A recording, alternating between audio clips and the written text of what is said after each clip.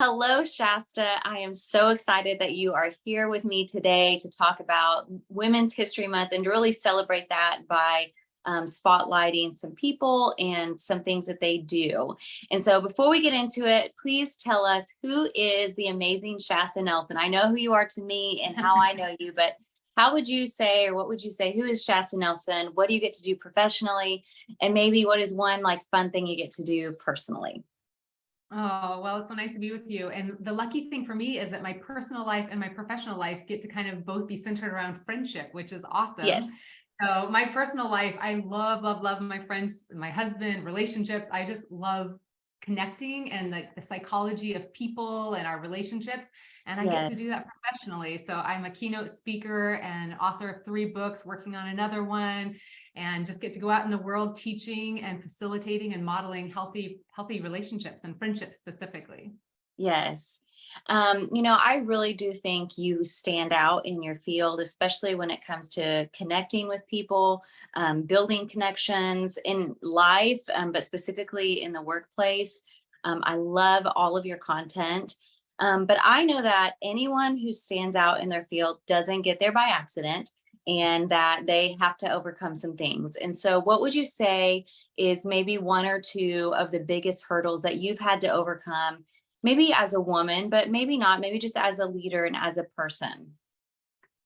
Well, I would say generally as a person, it's getting really clear like what I'm here to do and what can I do that's unique to me, as opposed to trying to be like everyone else. I love, my husband is a strengths finder coach, but any assessment that or anything, anytime we can get clearer and clearer about like what I do and how I do it, is so helpful because it helped me stop trying to pretend like being that person, or I need to be this, or I need to be that, and so it really helped me Yes. get clear, like I am here to influence culture for better relationships, and I play to my strengths. I know what I'm good at, and I can do that. So generally as a leader, I think it's really getting clear about what we each bring to the table. Mm-hmm. um, an obstacle from being a woman, interest, interestingly, I feel like my topic, people keep trying to pigeonhole as a women's issue. And a Mm. lot of companies and a lot of people have a hard time thinking that a woman can get up and talk friendship and that it's applicable to everybody. And so not all the time, but I run into that where I'll get emails. Do you know anybody who's a man who's doing what you're doing that we could speak to the men, or so I get that still a fair amount, and I really have to champion like loneliness and relationships are a human need. They are not a women's issue. Yes. So it's really helping remind people that this, just because I'm a woman doesn't mean I can't speak to men. And just because I'm Yeah. speaking about a topic that has sometimes been, we talk about more with women, probably Hmm. means we need to be talking about it more with men. And so really trying Yes. to keep stretching people's perspective, I think. Yes. That is so good because it doesn't really have to do with you, but some of the hurdles that we face and that we have to overcome have to do with an idea that someone has about what we're doing or the product or what we're providing and the service we're doing. And so I think that is really great to remember and acknowledge. So all right. So tell me, who is maybe one or two of the most influential women, or maybe someone that stands out in your life as, man, they really made an impact and have affected how the confidence or maybe what you do or how you do it. There's like kind of famous people that when I was younger made a difference. I think about like Connie Chung and Kathy Lee Gifford, like Mhm. growing up and Yeah. watching women on TV made me Yes. be like, oh, that's so cool. Back then it was just like, so they just get to talk and be, and so that was super impressionable for me. But I honestly, and this might sound like a cop out, but honestly, my friendships are the ones that give me the most confidence. Like I remember having girlfriends like 10, 12 years ago being like, we can't wait to walk the red carpet with you someday. And I was like, really?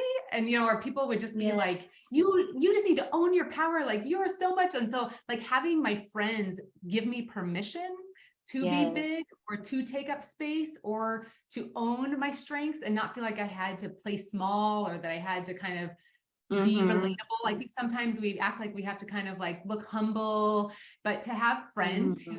who helped me own who I am, and hopefully I do that for them too. I would say that has probably given me more courage and more life-changing ambition than anything Yes. else. To just have other women who I love tell me it's okay to be me, and that they love me being me, and that I don't have to Hmm. apologize, and I can be as loud and as big and as whatever I want to be. Hmm.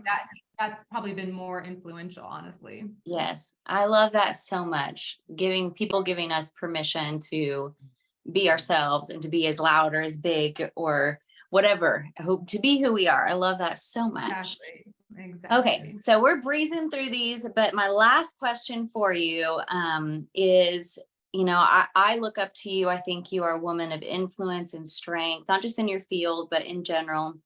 And I wonder, this is for me as much as it is for anyone, but when you think and when you look at aspiring women leaders, regardless of their age or what they're doing right now, if they're aspiring to be a leader in their field or in life, what sort of advice, and I have a feeling I know where you're going to go with this, but let's just go there. Like, what would your advice be to them?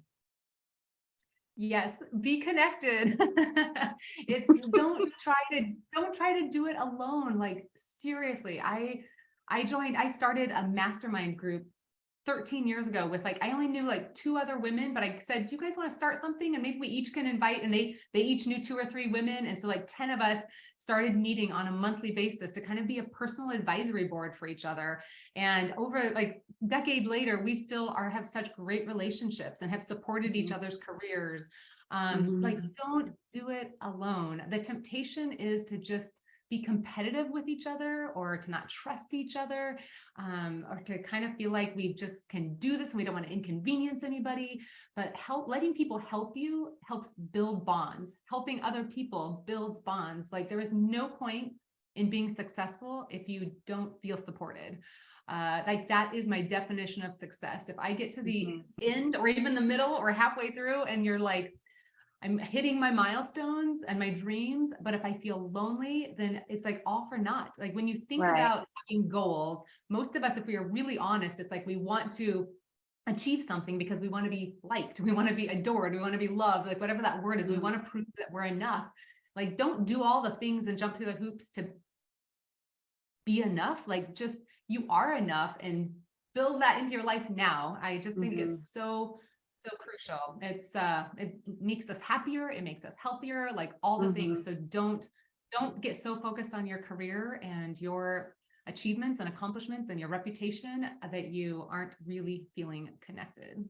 Yes, I love that. Thank you so much, Shasta. These are really great things that you shared, and I hope and I believe it'll help some others. So thank you so much. Happy Women's History And to Month. you, and to you, Yeah, and thank you for doing all of this. I'm eager to watch all the other ones, and yeah, it's inspiring for us it to is. be sharing with each other and celebrating each other.